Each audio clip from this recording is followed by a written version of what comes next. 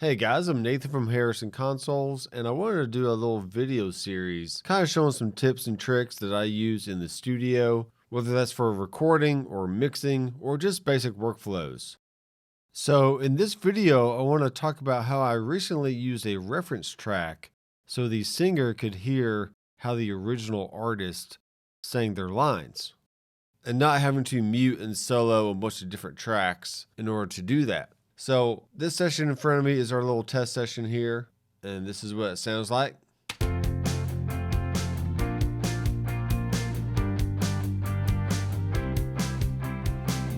Okay, and that sounds fine.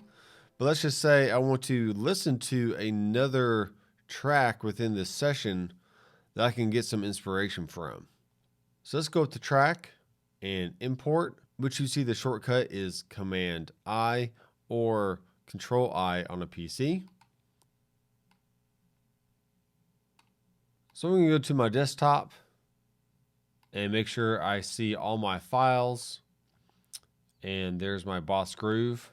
It's currently set to 44.1 sample rate, but I can go ahead and convert that over. I'm bringing the file in as a new track, and we'll just insert it at the start of the session.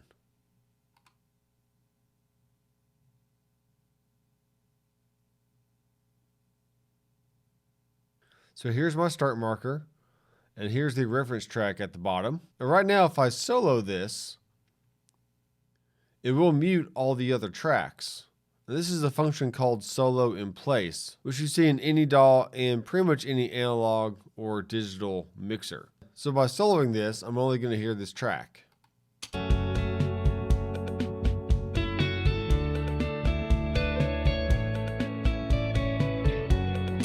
But now if I want to hear the other tracks in my song, I have to unsolo this and then mute that track.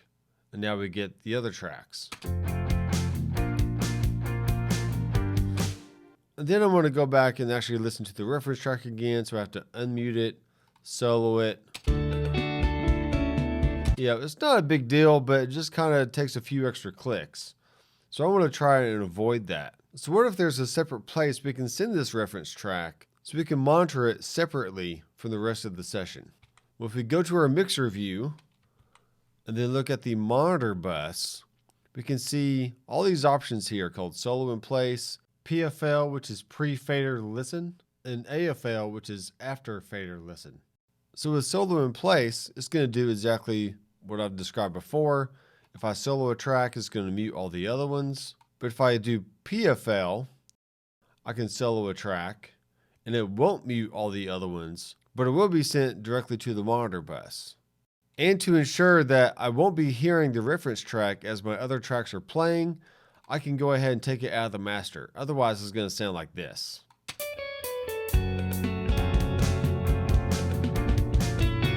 And that's just going to be a jumbled mess, and you don't want that. So we will take this out of the master bus so we don't hear it when the other tracks are playing. And that sounds great.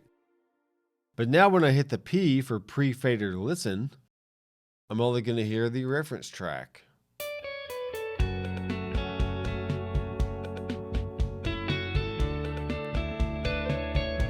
And if I stop it, unsolo the track, then I'm only going to hear my other tracks. And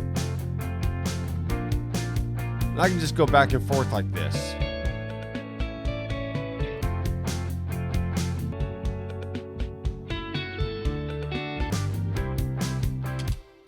So this is actually a pretty cool way of saving different iterations of your mix.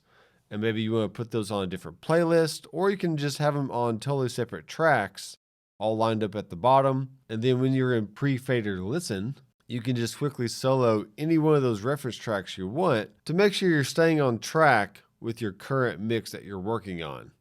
So this definitely helped me in my session this past week, and I just wanted to share this little workflow tip with you. So thanks guys for watching. Be sure to subscribe down below and click the bell. And until next time, I'm Nathan from Harrison Consoles, and I'll see you in the next video.